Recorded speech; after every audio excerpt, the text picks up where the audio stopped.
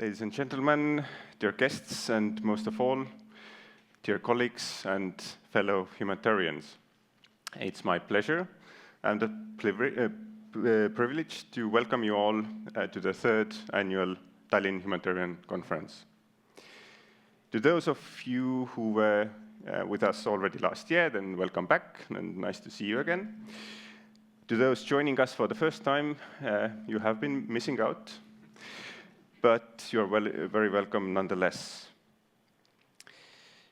As we gather here in Tallinn, a mother in Gaza is skipping her meal so her children could eat. A farmer in Sudan is watching the last of their livestock die. A family in Ukraine is packing once again to flee from shelling. Well, it has been a very rough year for humanity as well as humanitarians. More than 300 million people are in need of humanitarian assistance, and over 123 million are forced to flee their homes.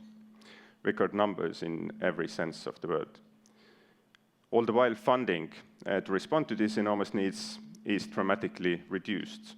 And it's not only the US funding cuts, which shook the sector earlier this year. Most of the wealthy countries have reduced support to those most vulnerable over the past years. And to make things even worse, many countries have shifted this money to buying weapons instead, thereby creating more potential for conflict as well as human suffering.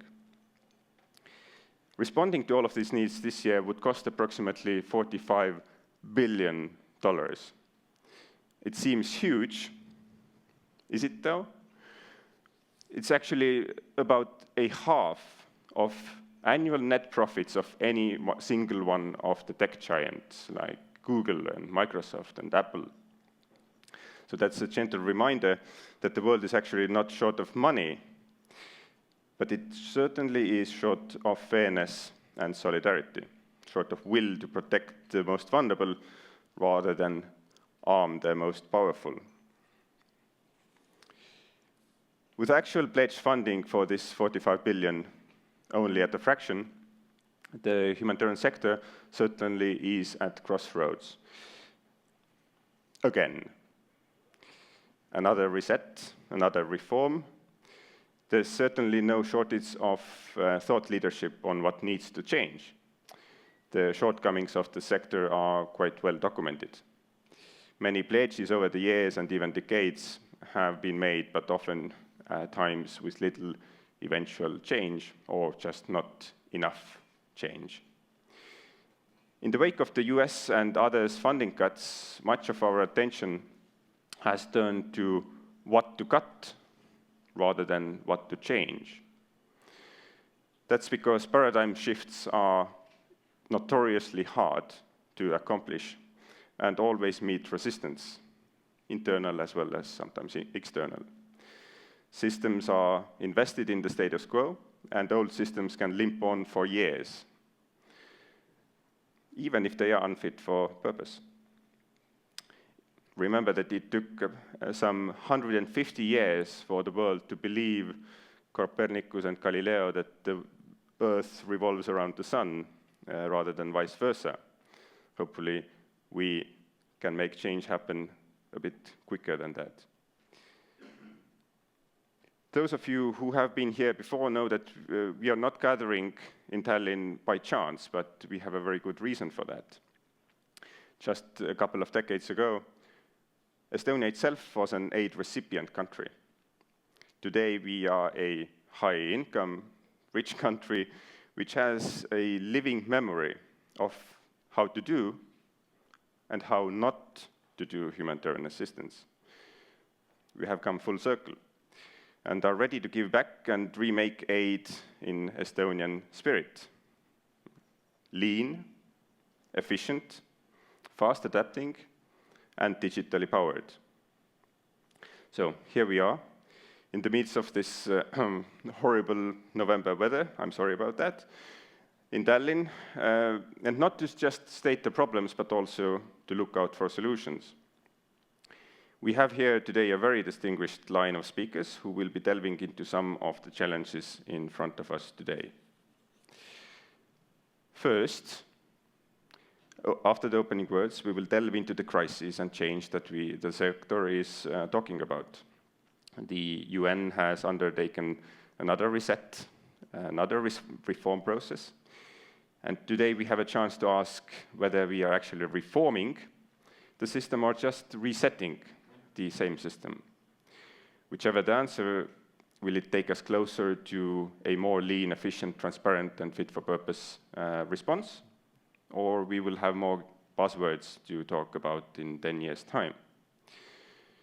And also what do pooled funds, cash response, and localization have to do all of the resetting?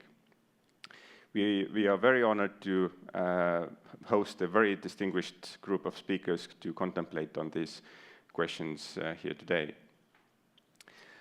After pressing Ctrl-Alt-Delete on the system, we will turn to digitalization. Fittingly so, because we are here in the capital of e-Estonia. Digital solutions promise us efficiency gains and seamless ways of working, but we're still only scratching the surface as the sector when it comes to digitalization. Thus, today, we ask whether we are actually lacking tools and systems for proper interoperability and collaboration, or is it again the power dynamics and management resistance that we are facing? What is the potential for the wide adoption of open source systems in the sector and private sector engagement in doing so? We will be discussing that with another very great panel made up of seasoned experts with decades of experience between them. Finally, we turn to one of the oldest challenges in humanitarianism, that of access. This panel will delve into the challenges of delivering principled and effective assistance in places where access is obstructed by security threats, political barriers, or destruction of infrastructure. But with the sector increasingly localized and digitized, what strategies are already in our disposal to overcome these challenges? So another great panel where practitioners discuss the principles as well as what has actually worked in places like Ukraine and Gaza. After all of the three panels are finished, and as was already introduced, we will turn off our cameras and other recording devices to create a safe space for sharing failures. Because all too often we talk about what we did great and all the success stories, what we achieved, brushing the failures under the carpet, ashamed of them. But we need to fail in order to learn. And what other better way of learning than from the mistakes of others? So today we will hold a small failure fest for the first time, where success stories are forbidden and lessons learned abound.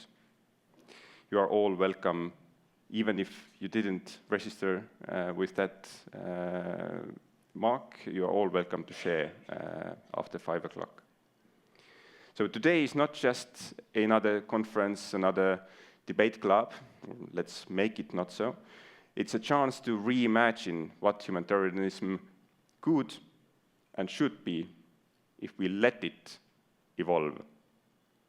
Beyond slogans and buzzwords, into humanitarianism 2.0, dignity first, cash first, local first, digital first.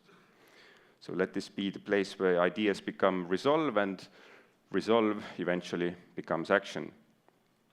Therefore, without further ado, I invite you to use this day to the fullest to listen, to discuss, to challenge yourself and others, to think and rethink matters relevant to making humanitarian action better, faster, and more effective. I thank you, and I wish you a thought-provoking day.